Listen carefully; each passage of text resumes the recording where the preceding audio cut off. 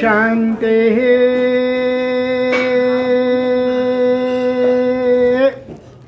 शान्तेः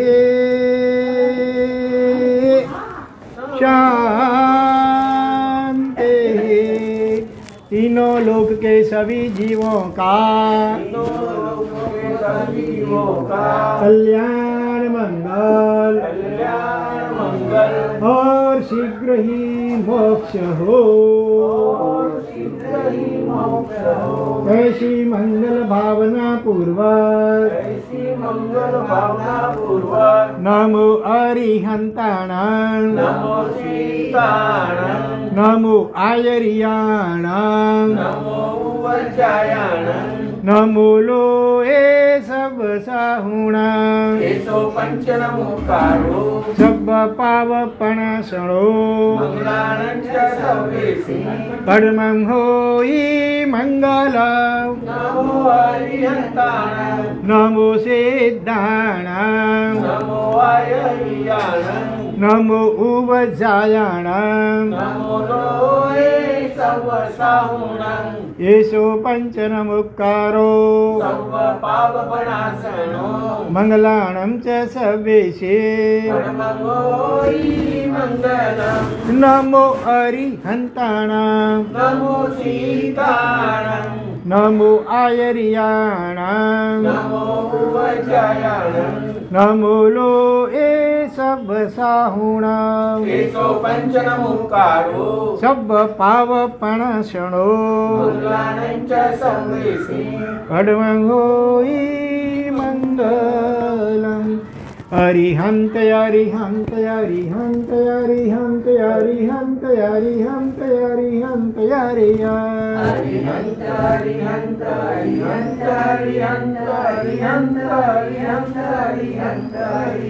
गुरुदेव गुरुदेव गुरुदेव गुरुदेव गुरुदेव गुरुदेव गुरुदेव गुरुदेव गुरुदेव गुरुदेव गुरुदेव गुरुदेव गुरुदेव गुरुदेव गुरुदेव। ओम शुद्धात्म स्वरूपाय नमः। शुद्धात्मा स्वरूपाय नमः। आज के सत्संग का मंगल प्रारंभ एक छोटे से प्रश्न से करेंगे। प्रश्न ध्यान से सुनना और फिर आपको जवाब देना है। प्रश्न ये है, इस विश्व जगत में कई प्रकार के जीव हैं, मनुष्य भी हैं, देवता भी हैं, नारकी भी हैं, पशु पंछी भी हैं, चींटी मकोड़े वगैरह भी हैं, पेड़ पौधे आदि भी हैं। इन सारे जीवों की एक इच्छा कॉमन है सभी की। कितनी इच्छाएं तो अलग अलग भी होती है। किसी को संसार छोड़ने की इच्छा हो, किसी को संसार में प्रवेश करने की इच्छा होती है, अलग अलग। लेकिन एक इच्छा ऐसी है जो जीव मात्र की कॉमन है। वो इच्छा, वो चाह कौन सी, ये प्रश्न है, आपको जवाब देना है। बोलो, दोनों में से पहला ही पहला। श्वास लेना जाना। हाँ, श्वास अपना, सांस लेना और छोड़ना, ये सबको ये तो बिना इच्छा से भी होता रहता है। इच्छा कौन सी? अच्छा, इसका मतलब ये होगा जिंदा रहने की इच्छा, बरोबर। सांस लेना छोड़ना माने जिंदा रहने की इच्छा हमेशा के लिए। लेकिन इसमें तो असंख्य जीव अपवाद रूप में हैं जो निरंतर चाहते हैं कि कब मरे कब मरे कब मरे, फिर भी वो मर नहीं पाते। वो सुसाइड, आत्महत्या भी नहीं कर पाते। ऐसे असंख्य जीव हैं। कौन से मालूम है? ऐसे कौन से जीव हैं जो चाहते हुए भी मर नहीं सकते हैं? जब तक उनकी आयु सहज रूप से समाप्त नहीं होगी, जब तक वो चाहे उनको काटो, कुछ भी करो, शस्त्र से छेड़ो भेड़ो, जलाओ अग्नि में, फिर भी वो नहीं मर पाएंगे जब तक उन आत्मा। वो जीव कौन से? आत्मा तो बराबर है, लेकिन जीव कौन से शरीर में वो आत्मा रहती हैं? बोलो। हाँ, नीचे जो 7 नरक हैं ना, नरक पृथ्वी, उसमें जो नारकी जीव हैं, हाँ, उनके शरीर ऐसे होता है अलग प्रकार का। इसमें ये हमारी शरीर खून मांस हड्डी वगैरह नहीं होते हैं। वो अलग ही प्रकार का वैक्रिय शरीर होता है। जैसे थर्मोमीटर में वो पारा होता है ना, मर्क्यूरी पारा, मानो फूट गई थर्मोमीटर, पारा बिखर गया और उसको वापस इकट्ठा करो तो वापस वैसा ही हो जाता है। इसी प्रकार से नरक के अंदर असंख्य नार की जीव है, इन गिनत, एक एक नरक में ऐसे 7 नरकें हैं। तो वो उनका शरीर ऐसा होता है कि उनको जो वहाँ जो राक्षस जैसे देव होते हैं ना, वो बहुत दुख देते हैं, उनको शरीर से भेदन करते हैं, टुकड़े टुकड़े पूरे शरीर के कर डालते हैं, अग्नि में जलाते हैं, कई प्रकार की वेदनाएं देती हैं। फिर भी उनकी आयु समाप्त नहीं होती है, वो सुसाइड यानी आत्महत्या भी नहीं कर सकते हैं। जब तक उनकी नेचुरल जो आयु है वो कुदरती रूप से समाप्त नहीं होगी, तब तक उनको ये सारे दुख भुगतने ही पड़, निरंतर एक क्षण भर के लिए भी उनको शांति नहीं होती है। कितनी भयंकर वेदनाएं वहाँ होती है। इसलिए वो चाहते हैं कि कब मरे तो कब छूटे, कब मरे तो कब छूटे। लेकिन वहाँ की स्थिति ऐसी है कि वो जब तक उनकी आयु समाप्त नहीं होती सहज रूप से, तब तक वो मर नहीं सकते। बोलो हाँ। और पहली नरक की मिनिमम आयु कितनी है अपनी, पहले सोच गए कितनी है पहली नरक में? कितने हजार साल? 10,000 साल। और अधिक से अधिक में मैक्सिमम 1 सागरोपम, असंख्य साग, जैसे भी 1, 3, 7, 10, 17, 22 और 33 सागरोपम, 7 नरकों की उत्कृष्ट आयु इतनी होती है। इतने सालों तक निरंतर दिन रात, दिन तो होता ही नहीं है, सूर्य चंद्र होते ही घन घोर अंधकार होता है, बहुत भयंकर दुर्गंध होती है, तो शरीर चमड़ी भी, जमीन भी एकदम रफ होती है, शरीर भी एकदम मेढोल होता है, ऐसी विचित्र स्थिति है बहुत। तो वो असंख्य जीव अपवाद रूप में, आपने कहा कि भाई सब सांस लेकर के छोड़ना माने कि जीना चाहते हैं, लेकिन इसमें असंख्य नार की जीव अपवाद रूप में है, वो जीना नहीं चाहते, वो मरना चाहते हैं लेकिन मर नहीं पाते हैं। तो अब दूसरा जवाब सोचो क्या हो सकता है। ये जवाब जो आपका हुआ वो परफेक्ट नहीं हुआ, वो पास नहीं हो पाया, बरोबर है। तो अभी दूसरा जवाब सोचो, आप बोलो कि सभी जीवों की एक कॉमन इच्छा रही है, वो कौन सी है? चाहे साधु हो, चाहे संसारी हो, श्रीमंत हो, गरीब हो, पढ़ा लिखा हो, अनपढ़ हो, हिंदुस्तानी हो, पाकिस्तानी हो, कोई भी हो, जीव मात्र, मनुष्य, पशु, पंछी, चींटी, मकोड़े, पेड़ पौधे, देवता, नरक, जीव सब आ गए इसमें।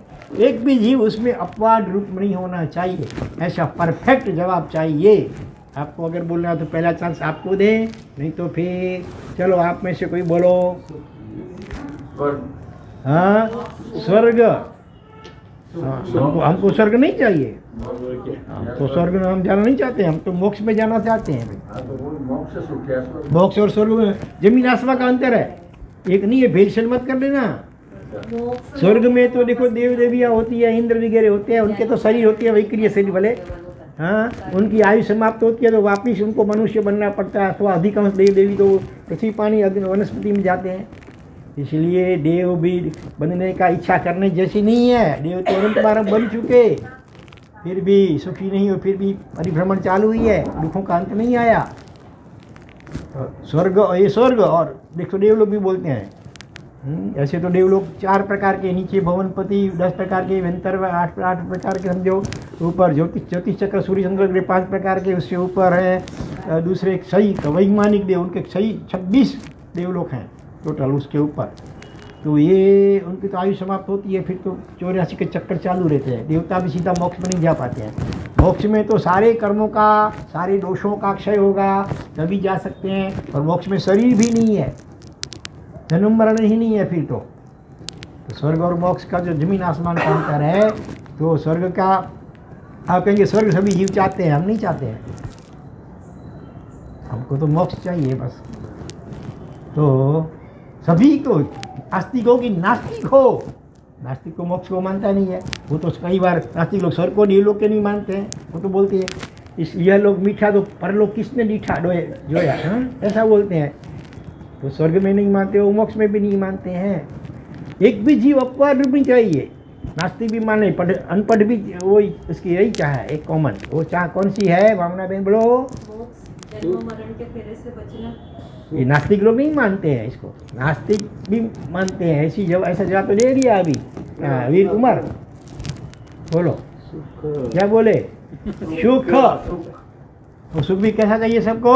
हमेशा परमानेंट रहे ऐसा, और हाँ हमेशा के लिए रहना चाहिए, कभी सुख कभी दुख ऐसा नहीं, परमानेंट और प्योर सुख जिसमें दुख की मिलावट नहीं हो, भेड़सेड़ नहीं हो, ऐसा प्योर सुख, परमानेंट सुख। और कैसा चाहिए? सर्वोत्कृष्ट, अपने से अधिक, फिर कि उससे अधिक हो ही नहीं सकता है, ऐसा सुख चाहिए।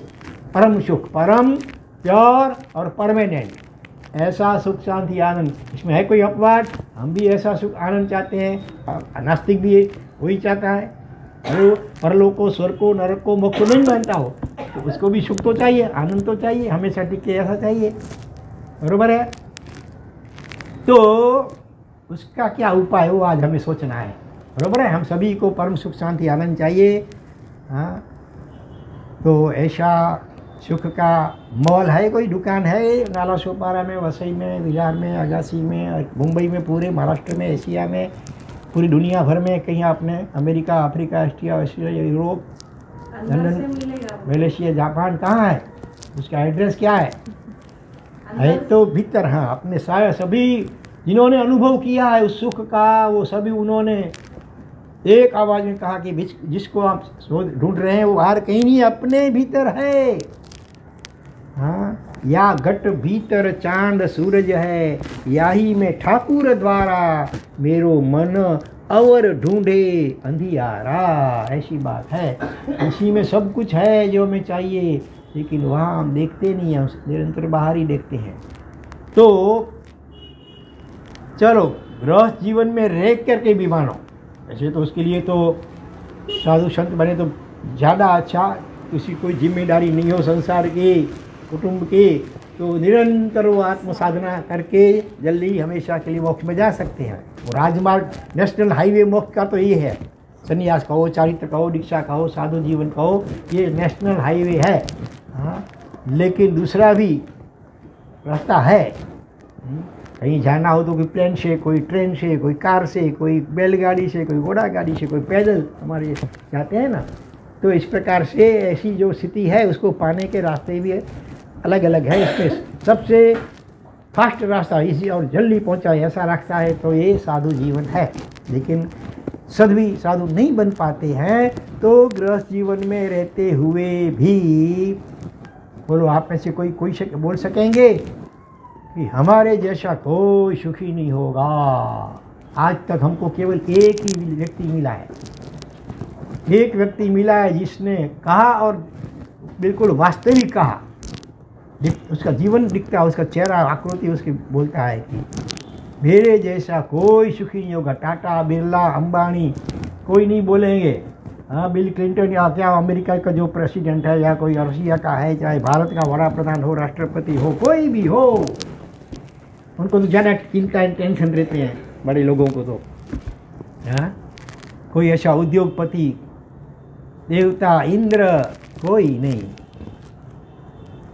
एक व्यक्ति हमको आज तक मिला है जो जिसने कहा, वो उसके जीवन में दिख रहा था हमको एकदम, जब देखो आनंद में। हाँ, और उसने एक बार हमारी साथ बातचीत में कहा कि महाराज साहब, मेरे जैसा कोई दुनिया में सुखी नहीं होगा। जानना है आपको राज उसकी चाय मास्टर की सुखी होने की, और उसके पास बैंक का अकाउंट भी नहीं है। वो जो जिसने ऐसा कहा उसका बैंक में अकाउंट भी नहीं है, रहने के लिए ऐसा पक्का मकान भी नहीं है, झोंपड़ी में रहने वाला है। हाँ, और अपनी आजीविका के लिए कोई छोटी सी दुकान भी नहीं है। नहीं, हम नहीं, साधु संत की बात नहीं है, गृहस्थ जीवन की बोल रहा हूं मैं। गृहस्थ है, जैन भी नहीं है। और कहें तो अभी याद आया, पहले यहाँ कहा था चिदम्बरदास मोची। हाँ, तो वो है मोची, लोगों के जूते सी करके अपने कुटुंब का परिपालन करने वाला मोची। उसकी दुकान भी नहीं है, रास्ते में फुटपाथ पे बैठ करके लोगों के फटे हुए जूते सी करके अपना कुटुंब का पेट गुजारा करता है। हाँ, लेकिन उसको एक बड़ा व्यसन है। ऐसे तो रात्रि भोजन भी जैन नहीं है, मोची है, फिर भी वो रात्रि भोजन नहीं करता है, जमीन कन भी नहीं खाता है, आलू प्याज वगैरह कुछ नहीं, तो फिर दूसरा मटन वगैरह की तो बात ही कहाँ करें। निर्व्यसन, एक भी व्यसन नहीं है। उसके जीवन में। हाँ, और उसको एक बड़ा व्यसन है। हाँ, ऐसे को आप लोग जिसको व्यसन बोलते हैं ऐसे कोई व्यसन नहीं है, महाव्यसन है। कौन सा व्यसन है? सत्संग का। आपको अभी अभी जैसा लग रहा है नहीं वो व्यसन थोड़ा सत्संग का महाव्यसन। गुजरात के लखतर तालुका और सिटी का नाम भी लखतर ही है। आज से कुछ साल पहले करीब मेरे ख्याल से ये बात जो है 30 साल पहले की बात है। 30 साल पहले की बात है। हम लोग कच्छ से अहमदाबाद आ रहे थे, बीच में रास्ते में लखतर आया, वहाँ 3 दिन हम रुके थे। और हमारे उपाशय के पास की फुटपाथ पे ही ये मोची, अभी भी शायद हो सकता है वो। हाँ हाँ, तो उस वक्त बस ऐसे यंग लगता था, आपके थोड़ा आपसे भी छोटा लगता था, छोटा। तो उसको व्यसन था सत्संग का। इतना व्यसन था कि अपना काम छोड़ करके भी जब तक हमारा साहब है करीब पूरा दिन उपासना में ही रहता था। हमको बोलना पड़ता था कि भाई हमारा गोचरी का टाइम हो गया या प्रतिक्रमण या कल्याण का टाइम हो गया है। तब वो मुश्किल से जाता, जानने की इच्छा नहीं होती, उसके ऐसा रहता है कि मैं यहीं बैठा रहूँ। नागेश भाई, हाँ नागेश पुल्ली जैसा। अभी भले शरीर से कहाँ होगा, लेकिन मन तो यहाँ सत्संग में लगा होगा उसका। तो जन्म से मोची है, फिर भी उस अपने जीवन में छोटी बड़ी 20 प्रतिज्ञाएं, 20 नियम उसने स्वीकारे हैं, सत्संग का प्रभाव। तो 3 दिन हम रुके, करीब पूरी रोडीन वो उपाश्रय में अधिकांश समय रहता था। हमको बोलना पड़े तब मुश्किल से जाता। तो एक बार बात ऊपर से बात निकली, जब देखो आनंद में झूमता रहता है। तो एक दिन बात ऊपर से बात निकली तो उसने कहा कि महाराज साहब, मेरे जैसा दुनिया में कोई सुखी नहीं होगा। ऐसे खुशी में झूमता हुआ आनंद से बोलता है। जब देखो जब आनंद में ही आनंद, बैठे आनंद महाराज, आनंद जैसे आनंद घन। तो हमने उनकी परीक्षा करने के लिए पूछा कि भाई तुम बोलते हो तुम्हारे जैसा दुनिया में कोई सुखी नहीं होगा, तुम्हारे पास है क्या? रहने के लिए पक्का मकान भी तो नहीं है, आजीविका के छोटी सी दुकान भी तो नहीं है, फुटपाथ पे जूते सी करके तुम गुजारा करते हो, और तुम बैंक में तो कोई हमारा अकाउंट भी नहीं है। फिर तुम कैसे कह सकते हो कि मेरे जैसा कोई सुखी नहीं? महाराज साहेब, आप तो सब जानते हैं, ठीक है, हमको पूछते हैं परीक्षा के लिए, लेकिन सुख दुख का आधार क्या पैसे के ऊपर है? बोलो आप लोग, आपका अनुभव क्या आता है? कहता है कई दुनिया में देखते हैं करोड़पति, अरबोपति, खरबोपति भी सुसाइड करना पड़ता है, आपका आत्महत्या करते हैं, कोई पागल हो जाते हैं। हाँ, तो और अधिकांश तो उल्टा दिखा जाता है, जितने पैसे ज़्यादा उतना टेंशन चिंताएं ज़्यादा रहती है उनको। हाँ, तो फिर उसको रात को नींद भी नहीं आती है, गोली खानी पड़ती नींद लाने के लिए, गोली भी फैल जाती है। भूख भी नहीं लगती है पूरी, तो भूख लगाने के लिए भी गोली, पचाने के भी गोली, विसर्जन करने के लिए भी गोली, रात को नींद के लिए भी गोली, और कभी कभी तो जीवन का अंत करने के लिए भी गोली। ऐसी स्थिति है कितने लोगों की। तो पैसा सुख के लिए, ज़्यादा पैसा तो ज़्यादा सुखी, ऐसा नहीं है। हाँ, पेट गुजारा करने के कितना चाहिए, मत अरबोपति खरबोपति हो, आखिर तो 3 4 5 जो भी रोटी, दाल और रोटी, बाकी सब बात खोटी हुई। ये शरीर तो कितने हैं, मुझे दाल रोटी चाहिए, हैं, रसगुल्ला, गुलाब जामुन, इडली वड़ा डोसा, कुछ क्या वो सब तो बिना हड्डी वाली जो है लूली भाई, उसके सब नाटक हैं। बाकी शरीर को टिकाने के लिए तो उल्टा अच्छा टिकेगा, उसके ऊपर आपको एक 70 शब्द फिर सुनाएंगे। हैं, तो 2 चीज़ है सिंपल, वो भी तो बहुत पर्याप्त है, उल्टा शरीर अच्छा चलेगा। तो वो तो मेरे मेहनत की कमाई से मिल जाता है, इतना पर देवगुरु की कृपा से मिलता है। हाँ, मुझे नहीं कोई मिलावट करनी पड़ती, मेरा जो व्यवसाय है उसमें कुछ मिलावट तो करने की होती नहीं है, कोई झूठ बोलने का तो है ही नहीं है। सीधा आपको बोले कि ऊपर भाई टूट गया से इतना लगेगा, आपको कराना हो, ठीक है, नहीं तो कहीं नहीं। तो नेकी का, प्रामाणिकता का जीवन जी रहा हूँ, कोई टेंशन नहीं है। हाँ? और मैं तो भगवान को प्रार्थना करता हूँ। बोलो, आपको सीखनी है वो प्रार्थना, एक वाक्य की है, लंबी नहीं है कोई, लेकिन मुझे पक्की खातरी आप नहीं करेंगे, वो नहीं कर पाएंगे। आप लोग दुनिया के अधिकांश लोग जो प्रार्थना करते हैं ना, कभी कभी किसी भी मंदिर जाकर के, उससे बिल्कुल उल्टी प्रार्थना है। वो क्या, मैं ऐसे भगवान को प्रार्थना करता हूँ। क्या प्रार्थना करता हूँ मालूम है क्या?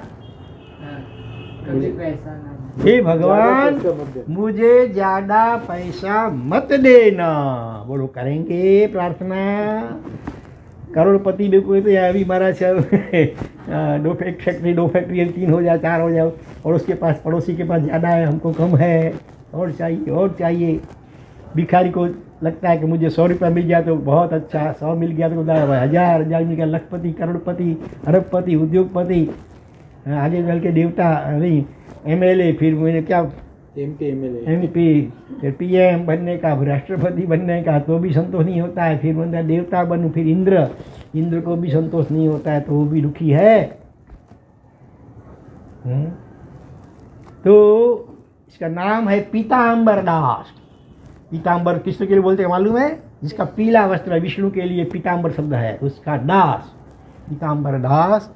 और वो कहता है मेरे जैसा कोई सुखी नहीं है, और मैं भगवान को प्रार्थना करता हूँ, भगवान मुझे ज़्यादा पैसा मत देना। मैंने परीक्षा के लिए पूछा, ऐसी प्रार्थना क्यों करते हो? महाराज साहब, पेट का जो गड्ढा कितना चाहिए उसको, वो तो मिल जाता है, आगे बैलेंस में क्या करना है। और आप तो समझते महाराज, फिर भी मैं आपको कहता हूँ कि दुनिया में देखते हैं तो जैसे पैसा बढ़ जाते हैं, इजी मनी, लॉटरी लग जाती है किसी प्रकार से, फिर उसको मन क्या होता है? मंदिर बनाने का, उपासना बनाने का। अधिकांश क्या होता है? घूमना फिरना, खाना पीना, जलसा करना, कई प्रकार के व्यसन, महोत्सव। कुछ भी नहीं है, चलो हाँ चाइना घूम के आए हैं, ऐसे ही, काम कुछ नहीं है, तो धंधा व्यवसाय के भी नहीं है, ऐसे ही बस वेकेशन है तो टाइम है, चलो जरा घूम के आए, कुछ नया हो देख के आए हैं, ऐसी स्थिति है। तो अधिकांश यही देखा जाता है कि पैसा बढ़ता है तो कई प्रकार के छोटे मोटे व्यसन और पाप बढ़ते हैं। थोड़े ही लोग ऐसे होंगे जो पैसा बढ़ते हैं तो उसका इस प्रकार से सदुपयोग करते हैं अच्छे कार्यों में, ऐसे तो थोड़े हैं, बाकी अधिकांश तो पाप ही बढ़ते हैं पैसे से ज़्यादा। इसीलिए मैं प्रार्थना करता हूँ, भगवान अभी जो है पर्याप्त है, दाल रोटी मिल जाती है नेकी की व्यवसाय से, तो अभी इसको क्या करना है। और उसने और क्या कहा कि महाराज साहब देखो, पूर्व जन्म में कोई ऐसे मैंने पाप मेरे से हो गए होंगे, इसीलिए आज इस मोची कुल में मेरा जन्म हुआ है। इसलिए मैं समझता हूँ व्यवहारिक मर्यादा आपके नियम की दृष्टि से कि भाई मेरे घर की गोचरी भिक्षा आपको नहीं कल्पती आपके नियम के हिसाब से, लेकिन फिर भी मैं सुपात्र दान का लाभ तो लेना चाहता हूँ। बोलो, तो हमने क्या कैसे लोगे? अब मोची है, उसका भिक्षा पानी हम नहीं ले सकते, समझ लो, फिर भी उसको लाभ लेना है, तो उसने रास्ता ढूंढ निकाला। Where there is will, there is way। प्रबल इच्छा और भावना होती है तो रास्ता या उपाय मिल ही जाता है। उसने कहा देखो महाराज, डाक टपाल, inland letter, post card, cover और समझो लिखने का फुलस्केप वगैरह, वो तो आपको कल्पते हैं कि नहीं कल्पते हमारे, वो कल्पते हैं, लेकिन हमको खप नहीं है इस किसी चीज़ का भी। महाराज साहब थोड़ा तो लाभ देना पड़ेगा, खप हो कि न हो, लेकिन मुझे लाभ लेना है, मुझे ऐसा मौका कब मिलेगा? इसको उसकी भावना देखो कितनी ऊंची है। हम तो ना ही बोले, फिर भी वो अपने घर से लेके आया। क्या लेके आया? पोस्ट कार्ड ही लाया। चलो उस जमाने में सस्ते चारा में के या 10 पैसे के पोस्ट कार्ड, 15 पैसा, वो नहीं लाया। कवर लाया, लिफाफा और उसके पन्ने, हाँ, फिर उसका एक भाव रखने के लिए थोड़ा सा मालूम सा लिया हमने। भले कितनी ऊंची भावना है देखो। और जब हमारा वहाँ से 3 दिन के बाद विहार हुआ तो श्रावक श्राविका एक भी साथ में नहीं चले गांव के, क्योंकि हम पहली बार उसी गांव में गए थे, ऐसे पहचान वाले कोई थे नहीं।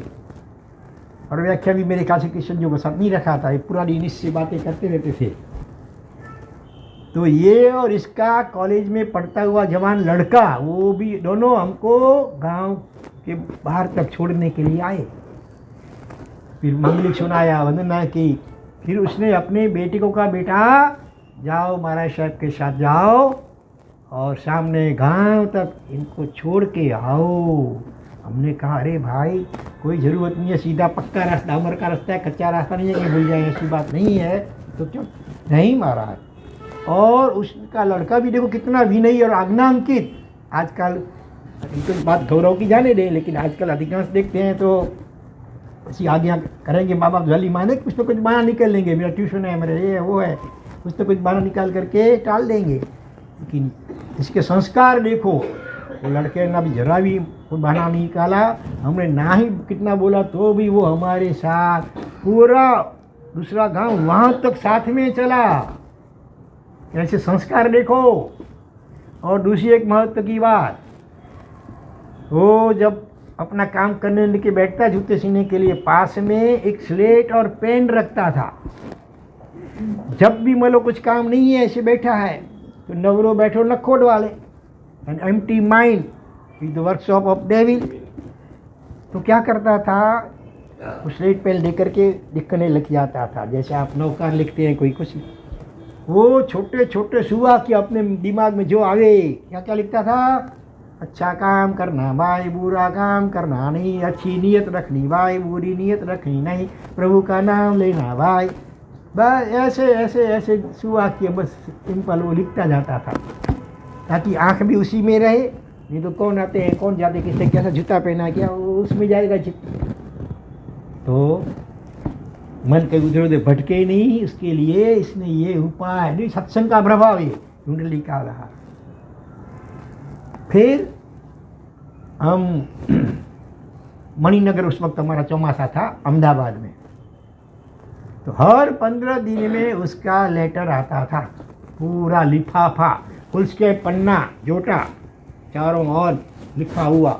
क्या लिखा, न हमारा नाम न खुद का नाम, कुछ नहीं, बस यही सुवाक्य जो भी मैं बोला, इसी प्रकार के सुवाक्यों से पूरा foolscap, double foolscap, पूरा 4 भर करके भेजता था। फिर हम रविवार को उस दिन उस चातुर्मास में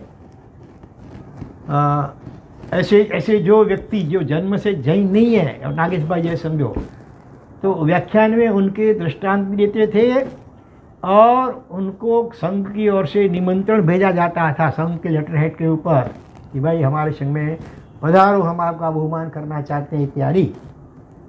तो उसको भी लेटर संघ ने भेजा, लेकिन वो आया नहीं। फिर मैंने ऐसे किसी श्रावक को कहा कि भाई ऐसा करो, इनको जरा 500 या 1000 रुपया कुछ करें, मनी ऑर्डर जरा भेज दो। मनी ऑर्डर भी उसने स्वीकारा नहीं, वो वापिस आया मनी ऑर्डर। देखो, चातुर्मास पूरा होने के बाद हम जब वहाँ गए वापिस लखतर, उनसे मिले, पूछा भाई तुमको संघ का निमंत्रण पत्र मिला था कि नहीं मिला था? महाराज साहब मिला था। तो फिर आए क्यों नहीं? अरे महाराज साहब मेरे में ऐसा क्या है कि संघ मेरा बहुमान करे, इसलिए मैं नहीं आया। नम्रता देखो कितनी है। और मैंने कहा मनी ऑर्डर भिजवाया था। महाराज साहब अभी मुफ्त का मैं क्यों लूँ, क्यों भार चढ़ाऊँ अपने ऊपर? हाँ, अभी तो मैं सशक्त हूँ, तो बराबर रोजी रोटी मेरी चल रही है। तो उसने वो मनी ऑर्डर भी नहीं रखा। ये है सच्चे सुख की चाबी अभी की। संसार में रहते हुए भी जिसको भी सुखी होना है, उसके लिए ये पीताम्बर दास मोची आदर्श दृष्टांत रूप है। हमने किताब छपवाई है, बहुरत्ना वसुंधरा। वसुंधरा यानी पृथ्वी, इसमें ऐसे ऐसे आराधक रत्न बहुत से हैं। बहु माने बहुत, रत्न। हाँ? तो गुजराती में कहावत है सच्चे सुख के लिए। कौन सी कहावत है मालूम है? बोलो। तो पीताम्बर दास को एकदम लागू होती है गुजराती में सुख की। संतोषी नर सदा सुखी। सदा हमेशा सुखी कौन? संतोषी मनुष्य। संतोषी नर माने मनुष्य, संतोषी माने जिसकी चाह कम है, जितनी हो उतनी कम चाहे, सहज रूप से अपने प्रारब्ध के अनुसार जो भी मिल जाता है उसमें जो संतुष्ट रहता है, अधिक की चाह रखता नहीं है, ऐसे असंतुष्ट व्यक्ति वो ही सच्चा सुखी है। साधु संत भी क्यों सुखी है? इसीलिए सुखी है। जिसकी चाह होगी कुछ भी, तो चाह होगी तो मन में संकल्प विकल्प शुरू हो गए कि कैसे मेरी चाह पूरी हो। यही तो दुख है, विकल्प चलते हैं जो मन में। संतोष है तो कुछ नहीं, वर्तमान में जीता है उसको, न भविष्य की चिंता, भूतकाल की कुछ नहीं, हल्का फुल बिल्कुल। इसीलिए इतना खुशी, जब देखो खुशी में है, कोई चिंता टेंशन कुछ नहीं। बैंक में खाता भी नहीं, रहने के लिए पक्का मकान भी नहीं, फिर भी बस छोटे बड़े 20 नियम, ये सब नियम प्रभाव जो है वो सत्संग का है। इसके जीवन में ये जो सत्संग का महाव्यसन था, वो भी संतु साधु है, तो बस सत्संग के अपना काम भी गौण करके सत्संग के लिए बैठ जाता था। इसका ये प्रभाव है। इसीलिए तुलसीदास ने भी कहा, एक घड़ी आधी घड़ी आधी में पुनियाद, तुलसी संगत साधु की कटे कोटि अपराध। ये बात है। पीताम्बर दास मोची, ये दृष्टांत बरोबर याद रखना, बार बार इनको सुनना। हाँ, जितना जितनी इच्छाएं कम इतना सुख ज्यादा, और नहीं तो अरबों खरबों पति हो। ऐसे भी एक अरबों खरबों पति का दृष्टांत ले लें। चलो, अभी अमेरिका में रहता था, अभी कुछ साल पहले की बात है। इसका नाम था रॉक, अभी आगे बोली, रॉक फेलर, रॉक फेलर नाम था, अरबोपति, अरबों डॉलर। उसके जीवन का एक ही सिद्धांत या मंत्र था, भजकलदार। वो मानता था कि दुनिया में सुख, जितना पैसा अधिक उतना सुख ज्यादा। पैसा होगा तो मैं दुनिया भर के सारे सुखों को पैसे से खरीद सकता हूँ, और कुछ भी तकलीफ हो तो उसको दुख को दूर किया जा सकता है। इसीलिए बस दिन रात कुछ भी करना पड़े पैसे के लिए, कितने पाप करना पड़े, झूठ बोलना पड़े, अनीति करनी पड़े, बेईमानी करनी पड़े, गरीबों का शोषण करना पड़े, सब कुछ करके भी बस पैसा बढ़ाते जाओ। ऐसे करते करते अरबों खरबों डॉलर इसने इकट्ठे कर लिए थे। बस कोई भगवान का तो मानता ही नहीं था, साधु संतों की कोई उसकी परवाह नहीं थी, और इतना बस पैसे के पीछे पागल की तरह दिन रात लगा रहता था। नतीजा ये आया कि अभी तो उसकी 50 साल के आसपास जो भी उम्र होगी, तो अचानक एकदम बीमार पड़ गया। दिन रात वो पैसे का ही चिंतन टेंशन, बीमार पड़ गया। इतना ऐसा बीमार पड़ गया, उसका फैमिली डॉक्टर, उसका कुछ नहीं चला तो बड़े बड़े डॉक्टरों को बुलाया गया, एकदम अमेरिका के टॉप क्वालिटी नंबर के जो डॉक्टर, उनकी पूरी पैनल आ गई, डॉक्टरों की टीम पूरी आ गई। ऐसा कुछ बीमार डर रोग था, कोई इसका इलाज नहीं ढूंढ पा रहे हैं, और पीड़ा तो दिन प्रतिदिन भयंकर बढ़ती जाती है। जोर जोर से चीखता है, चिल्लाता है। उसको शांत करने के लिए मोरफिया यानी कि घेन के इंजेक्शन दिए जाते हैं। वो इंजेक्शन भी अभी अभी धीरे धीरे वो फेल हो जा रहे हैं। इतनी भयंकर पीड़ा, और आखिर उसकी जो वाइफ थी, धर्मपति तो कैसे कह सकेंगे, वाइफ थी, वो भी उसके दिन रात उसको जागना पड़ता है, रात को उसकी भी नींद नहीं होती है। तो आखिर तो शरीर थकेगा, तो एक दिन रात को उसके पत्नी को भी नींद आ गई है, मध्य रात्रि का समय है, डॉक्टर वगैरह भी चले गए, कोई नहीं, अकेला, पत्नी भी नींद में चली गई है। तब उसको वास्तविकता का भान हुआ। ओहो, मैं गलत फहमी मेरा इतने समय तक, मैं सोचता था कि पैसे होते हैं तो सारे दुख दूर किए जा सकते हैं, सारे दुख खरीद जाते हैं, लेकिन इतने सारे पैसे होते हुए भी इतने बड़े बड़े डॉक्टरों ने भी हाथ ऊंचा कर लिया, अभी हमारे बस की बात नहीं है। अरे रे, ऐसे पैसे को इकट्ठे करने के लिए जिंदगी में मैंने कितने पाप किए, कितने जीवों को मैंने दुखी किया, धिक्कार है मुझे। उसको पश्चाताप हुआ, और उसके हृदय से प्रार्थना निकल गई, ओ गॉड प्लीज सेव मी। हे भगवान, ऐसे भगवान को मानता नहीं था, पर देखा कोई बचा सकता नहीं है, डॉक्टर वगैरह पैसा वगैरह पत्नी पे कुछ नहीं कर सकता है। हैं, पत्नी भी मेरी पीड़ा में आधा हिस्सा नहीं पा, मेरी लाइफ पार्टनर होते हुए भी। हैं, हो सकता है अपनी पीड़ा कोई ले सकते, एक दूसरे की नहीं ले सकते हो। बहुत तो उपचार करेंगे, उपचार लगा तो नहीं तो नहीं लगा तो पीड़ा तो अकेले को भुगतनी पड़ती है। इसीलिए वो प्रार्थना सद्बुद्धि आई, इसलिए कहा कि दुख बहुत फायदे वाला है, दुख से घबराना नहीं। हाँ, या ही मनवा दुख की चिंता क्यों सताती है, दुख तो अपना साथी है। हाँ, तो सुख के माथे सीला पड़ो, बिसर जाए राम, बलिहारी है दुख की कि पल पल समरे राम। दुख में भगवान याद आते हैं, भगवान गुरु महाराज याद आते हैं, सुख में तो आए नशा पता वो सब होटल में रेस्टोरेंट और दारू बोतल ये सब याद आता है, नाच गाना। तो इसलिए कहा कि दुख अच्छा कि जो वैराग्य उत्पन्न करता है, भगवान का स्मरण दिलाता है। तो ओ गॉड सेव मी, इसके साथ में उसने संकल्प लिया कि अगर मेरी पीड़ा और मेरी बीमारी ठीक हो जाए तो मैं मेरे पास जो भी संपत्ति अरबों खरबों की उसमें से मिनिमम जीवन जीने के लिए, मिनिमम सिंपल जीवन जीने के लिए जितना जरूर हो उतना रख करके बाकी का सारा धन मैं लोक कल्याण के कार्यों में लगा दूंगा। ऐसा भगवान को प्रार्थना की संकल्प लिया। और देखो चमत्कार प्रार्थना का, संकल्प करते ही धीरे धीरे आंखें भारी होने लगी। अभी तो नहीं है किसी की आंखें भारी। और देखते ही देखते खर्राटे वो लेने लग गया, उसकी नासिका संगीत चालू हो गया। इतने दिनों से इंजेक्शन से भी नींद नहीं आती थी, अभी वो बिना इंजेक्शन से ये हृदय से निकली हुई, नाभि से निकली हुई प्रार्थना पुकार, तो उसने काम किया, चमत्कार किया। देखते ही देखते नींद आ गई और सुबह जब उठता है एकदम फ्रेश, जैसे कुछ हुआ ही नहीं है। बोलो अब हम होते तो क्या करते, आप लोग होते तो ऐसी प्रार्थना की है भगवान को, बरोबर है।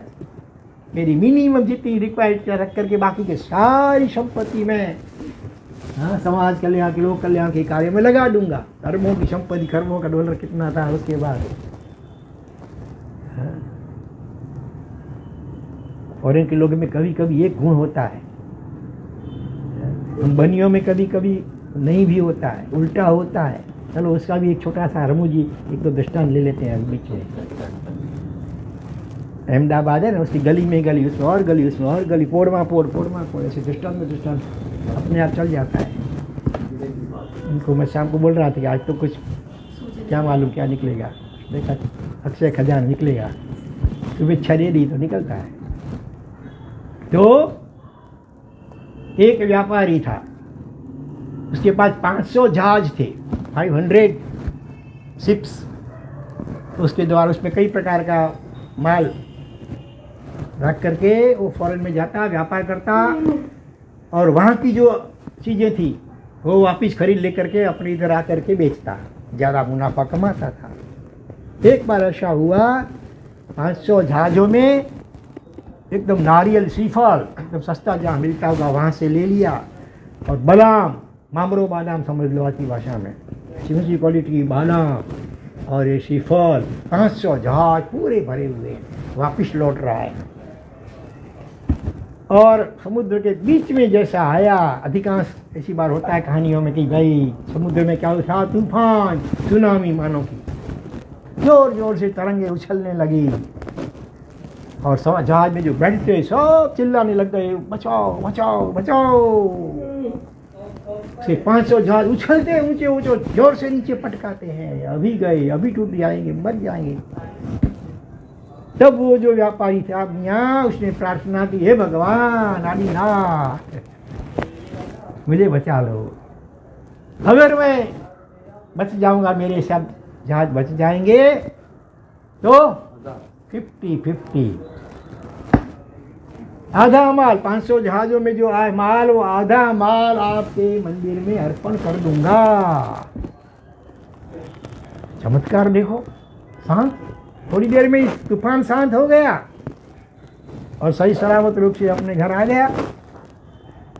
घर आकर के घर वालों को बात सारी बताई थी, भाई ऐसा हुआ था कि मैंने ये प्रार्थना की तो बच गए। फिर किसी ने पूछा तो आपने वचन दिया, भगवान को प्रॉमिस दिया, उसका क्या करेंगे? 500 जहाज में कितना होगा माल? आधा आधा बनिया है। वो बोलता हमारे भगवान तो वीतराग है, उनके तो 400 दिन का ऊपर दीक्षा लेने के हो गए तो अभी कुछ नहीं किया। तो कहाँ ये सीफल की जरूरत है, बादाम की जरूरत है? तो ठीक है, उस वक्त तोल दिया। फिर किसी ने कहा देखो भगवान भले वितराग हैं, राग द्वेष रहित हैं, उनके अधिष्ठायक जो देव है ना, बॉडीगार्ड समझो जो भी, चक्रेश्वरी देवी और गोमुख यक्ष, वो वितराग नहीं है। तुम भगवान से चीटिंग करोगे तो वो छोड़ेंगे नहीं, तुमको ख्याल रखना। अरे हाँ ये बात तो है। तो फिर क्या करना चाहिए? आखिर बनिया था, दिमाग चलाया उसने, ऐसी एक युक्ति निकाल ली कि अपना जो प्रॉमिस वचन वो पूरा हो जाए और खास कुछ ज़्यादा देना ना पड़े, एकदम सस्ते में निपटा दिया। आप बोलो कौन बुद्धिशाली कौन है अभी? हाँ, आपकी बुद्धि चलती है कि वो बनिए की चले 16वीं सदी के बनिए की चलती है? बोलिए, आप होते क्या करते? राजेश भाई बोलिए, गिरीश भाई बोलिए, क्या करते? नमो हरिहंतान। बताओ भाई पीछे वाले। ऐसा प्रॉमिस दिया भगवान को कि अगर बच जाए तो आधा माल में 500 जहाज में सीफल और ऊंची कोटि के बादाम, ये सब था माल, आधा देना है मंदिर में। हाँ, सीफल दे दिया, बचा बादाम रख दिया। ओहो, आप तो उड़ा रहे हैं इतने, लेकिन उसको तो बेचारा चमड़ी टूटे भी डमड़ी नहीं छूटे, ऐसी स्थिति थी, देना कुछ नहीं था और अपना वचन भी निभाना था। तो उसने बढ़िया बुद्धि अपनी उपयोग में ली। गौरव ने तो आंसर बोला मेरे में ही भगवान बसते, मैं ही रख लेता हूँ सब। ओहो, वाह वाह वाह। नहीं, उसने कहा था हे आदिनाथ भगवान, समझ लो। तो मंदिर वाले भगवान जो भी हो, XYZ, फिर भी उत्तर लिया, अच्छी बात है। ऐसा ख्याल में आया हमारे भीतर में भगवान है, वाह बड़ी बात है। आप सोचो, अभी थोड़ा मैं हिंट देता, उसके ऊपर से आप जवाब सोचना। हिंट में क्या है? माल का है, सोचो, श्रीफल और बादाम, इसके ऊपर चिंतन करो। श्री छिलते छिलते आपके बादाम। अरे वाह वाह वाह वाह वाह, देखो देखो आपकी शादी का कितनी बुरी भक्ति करते हैं ना, इसलिए इनकी बुद्धि इतनी चलती है। तो ऐसा ही किया, श्रीफल ना उसको भी फोड़ डाला, अंदर का जो टोपरा क्या बोलते हैं वो अलग किया, और उसके ऊपर के छिलके का ढेर, उसके छिलके का ढेर ज़्यादा हो जाता है, और बादाम को भी फोड़ डाला, अंदर का माल एक साइड में, छिलके हो अलग साइड। तो छिलके थे सारी घूनी बोरी लेकर के उसको सब भरवा दिए, नौकरों के दर उठा करके। तो ऐसे ही फेंकने का होता है, क्या करेंगे? ले गया मंदिर में, लो भगवान देखो, मैंने तो आपको 50-50 का वचन दिया था, लेकिन जो भी ये 2-4 दिन बीते हैं ना, उसका ब्याज भी आपको मैं ब्याज के साथ दूध से धो करके आपको लौटाता हूँ। हाँ, छोटा ढेर मैं रखता हूँ, आपको बड़ा ढेर समर्पित करता हूँ। ये रॉकफेलर ऐसा नहीं था। हाँ, चीटिंग करेंगे ना तो देखो नतीजा क्या आता है। चतुर्मास के दिन नजीक में थे, वर्षा के दिन, बारिश जोर जोर से आने लगी, और गोदाउन में जो ये टोपरा और बादाम रखी थी ना, छिलका उतार करके, तो देखते ही देखते उसको भेज लग गया, नील फूक लग गई, दुर्गंध आने लगी। एक दिन खोला, ओहो, दुर्गंध से सिर दुखने लग गया। अरे ये क्या? वो बेचारा छाती घुटता, माथा घुटता, अरे भगवान ये क्या हुआ, ये क्या हुआ? अरे भाई, हाँ, यह कहावत है कि मियाँ चोरे मूठे तो अल्लाह चोरे ऊँटे। मियाँ कोई जो अपनी मुट्ठी से चोरी करते हैं, वो ऊँट से फिर करता है। लेके जाते हैं व्याज सहित सब। हाँ, याद के साथ। इसीलिए चीटिंग नहीं किसी के साथ नहीं करना चाहिए, किसी प्रकार की चीटिंग नहीं करना चाहिए। उसमें भी भगवान के साथ चीटिंग करेंगे, भगवान तो भीतर आ गए, कुछ नहीं करेंगे, अधिष्ठायक देव थोड़ा छोड़ेंगे। तो ऐसी बात है। और एक और दृष्टांत ले लेते हैं। हाँ, उसमें एक कपल, पति पत्नी, शादी हुए 5, 7, 8, 10 साल हो गए थे, संतति नहीं हुई थी। उसने भी भगवान को प्रार्थना की, हे भगवान, अगर मेरा बेटा हो जाए, संतति हो जाए, तो आपको सच्चे हीरे का हार चढ़ाऊंगा। सच्चे हीरे का, नकली नहीं।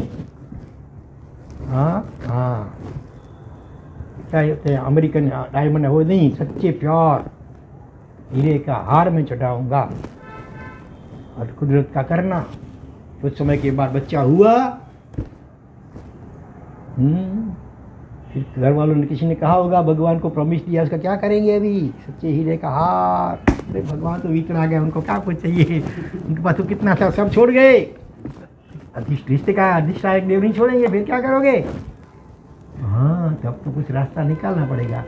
क्योंकि सच्चे हीरे का हार तो मैं कैसे दे सकता हूँ?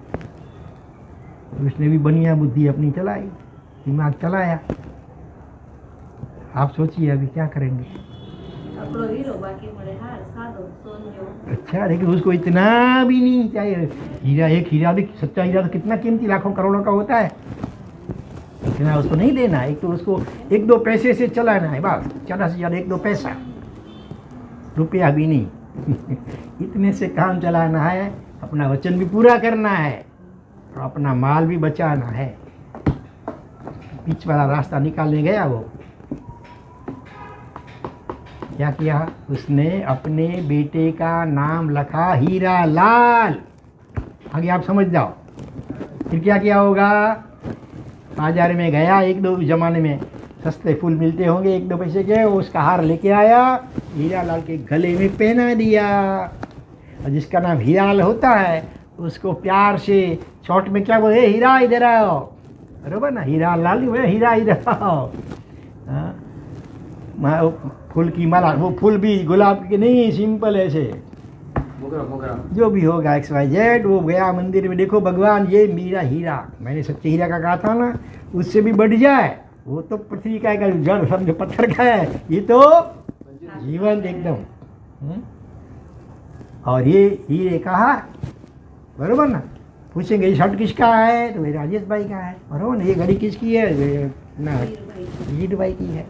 तो ये हार किसका? जिसने पहना है तो उसका हुआ ना यार, ये मेरा हीरा सच्चा, और ये हीरे का हार जो भगवान पहना दिया। लेकिन ऐसी चीटिंग करेंगे तो कर्म सत्ता छोड़ेगी नहीं। भगवान भी चला गया है, करुणा सागर है, वो कुछ नहीं करेंगे। तो क्या हुआ कि कुछ ही दिनों में वो हीरा लाल पड़ गया बीमार। उसको ऐसी कोई बीमारी लग गई, कितने सारे ऑपरेशन करवाने पड़े, इंडिया फॉरेन में जाना पड़ा। ऑपरेशन के पीछे आने जाने की टिकट के लिए कितने, सच्चे हीरे के हार की जितनी कीमत होती है उससे शायद दुगुनी कीमत सब इसके पीछे लगानी पड़े। और फिर भी वो हीरा नहीं बच पाया, हीरा भी गया, माल भी गया। तो ये रॉकफेलर ऐसा नहीं था चीटिंग करने वाला। फॉरेन के लोग में एक गुण होता है कहीं, नीति प्रामाणिकता। हमने सुना है, देखा तो नहीं है फॉरेन में। कहते हैं कि दुकान में कोई मालिक भी कोई नहीं बैठता तो भी कीमत लिखी होती है, तो अपने आप प्रामाणिकता से बस वो लोग डाल देते, ऐसा कुछ भी व्यवस्था होगी। तो ये रॉकफेलर, उसने कोई चीटिंग नहीं की क्योंकि वो बनिया नहीं था, चीटिंग नहीं की। तो उसने सुबह होते ही अपने सेक्रेटरी को फ़ोन लगाया। सेक्रेटरी को आश्चर्य हुआ, कौन बोल रहे हैं? मैं रॉकफेलर। कि मेरी आवाज़ नहीं पहचानी? अरे मिस्टर, सुबह सुबह में मस्करी मत करो। रॉकफेलर तो मरने की तैयारी में है, कल शाम को तो मैं मिल के आया हूँ। आपको सुबह सुबह दूसरा कोई नहीं मिला, मैं ही मिला मस्करी करने के लिए। रॉकफेलर का, अरे भाई वो रात गई बात गई, अभी मेरी तबीयत ठीक हो गई है, तुमको नौकरी तुम्हारी प्यारी है तो जल्दी आ जाओ, नहीं तो छुट्टी करनी पड़ेगी। वो तो बड़ा आश्चर्य हुआ। पहले तो उसको मानने में नहीं आई बात, उसको लगा कि मैं क्या स्वप्न देख रहा हूँ कि क्या। जो अपने शरीर को उसने ऐसे चूटी लगाई कि स्वप्न में तो नहीं हूँ। तो कहा नहीं, सच्चा स्वप्न नहीं है। वो आया, गाड़ी में बैठ करके बेल दबाया, दरवाज़ा खुला, सोफा के ऊपर बैठा है खुशखुशाल वो रॉकफेलर। फिर भी उसको आश्चर्य हुआ कि शायद भूत तो नहीं, वो मर गया होगा, इसका ये प्रेत या भूत होगा। ऐसी स्थिति थी। और फिर उसने बात की कि इस प्रकार से मेरी तबीयत ठीक हो गई। और मैंने बस इसने कहा, साथ में ये भी कहा था चेक बुक लेते आना। चेक बुक लाया है? हाँ लाया। हाँ, तो दूसरी बात कही कि अभी के अभी जल्दी जाओ, पूरे अमेरिका में जितनी भी ऐसी संस्थाएं हैं, अस्पताल हैं, अनाथ आश्रम हैं, जो भी ऐसी संस्था हैं, उनको जितनी भी राशि की ज़रूरत हो पूछताछ करके पूरा लिस्ट जल्दी मेरे पास ले आओ।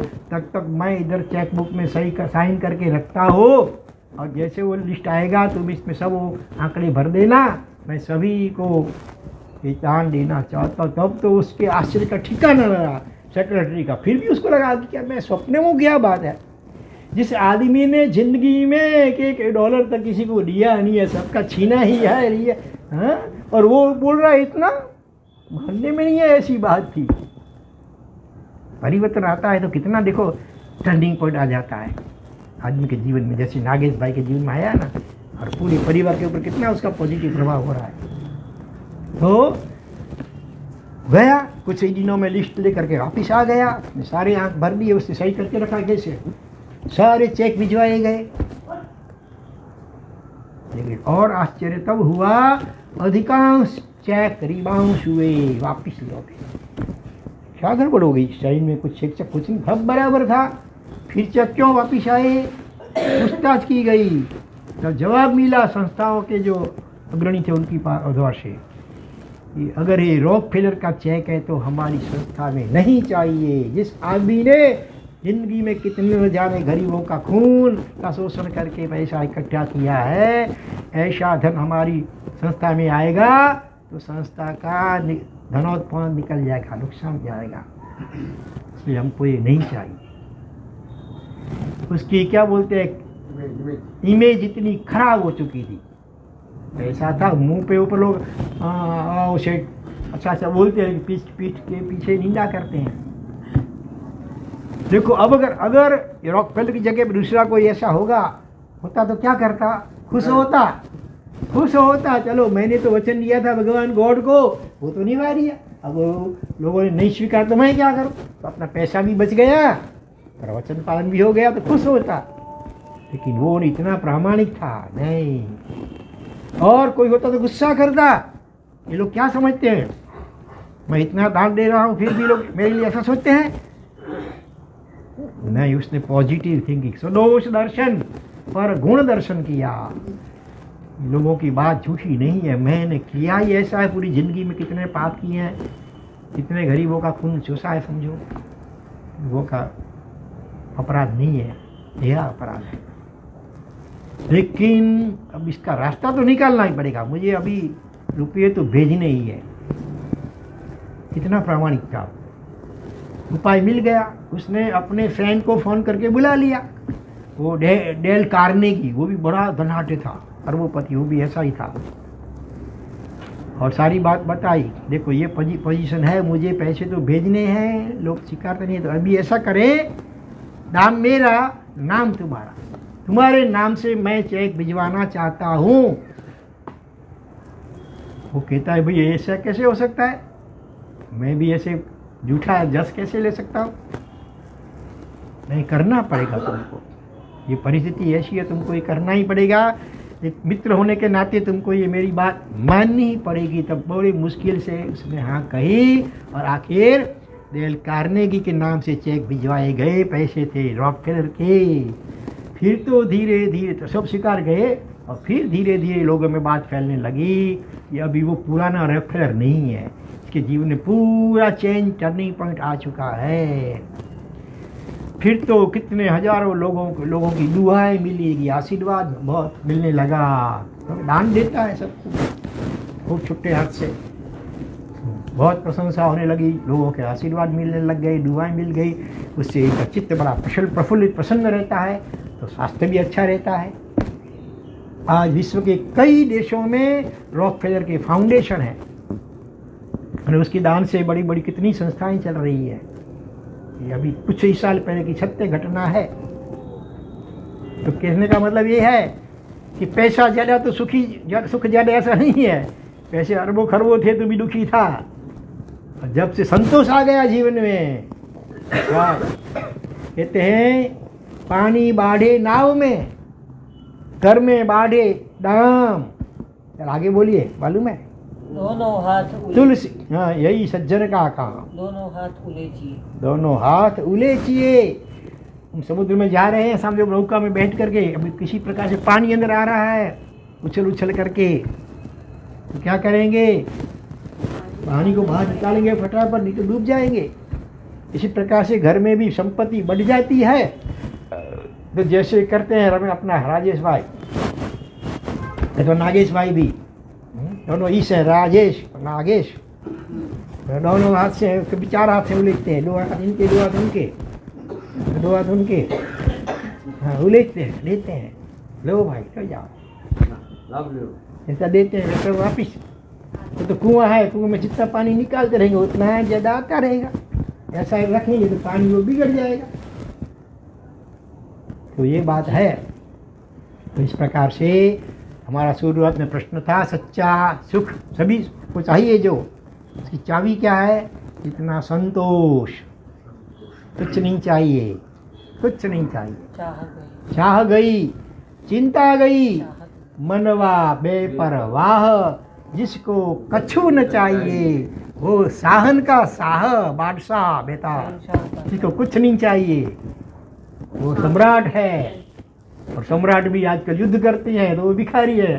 वो कोई फुटपाथ पे बैठ के भीख मांग रहा है, वो युद्ध करके जमीन के लिए, सत्ता के लिए लड़ते हैं। जिसको रशिया और यूक्रेन जैसे कितने अलग अलग देश लड़ते हैं आज का, कितने महीने के महीने साल बीत गया।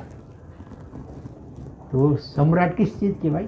भिखारी, कुछ नहीं चाहिए, उसके जैसा श्रीमंत और सुखी कोई नहीं है। तो आज के सत्संग का यही सार बार बार हमें सोचना है, जो है बहुत है। मंदिर में जाना है भीख मांगने के लिए, भगवान मुझे ये चाहिए वो चाहिए, नहीं, थैंक यू मानने के लिए जाना है। भगवान को थैंक यू बोलना है, भगवान मेरी लायकात से आपने मुझे बहुत ज़्यादा दे दिया है, अब ऐसी कृपा करना कि ये मेरी बुद्धि ठिकाने पे रहे। हैं, कोई पाप करने का, कोई व्यसन सेवन करने का मुझे कभी मन में विचार भी ना आए, ऐसी सद्बुद्धि मुझे देना। बाकी तो जो है वो बहुत है। ऐसे भाव रखेंगे तो कोई चिंता नहीं, टेंशन नहीं, आनंद आनंद और आनंद। दिनाज्ञा कुछ भी बोला गया, हार्दिक मिच्छामि दुक्कडम सर्वमंगल मांगल्यम सर्वकल्याण कारणम प्रधानम सर्वधर्माणाम। जय नाम जय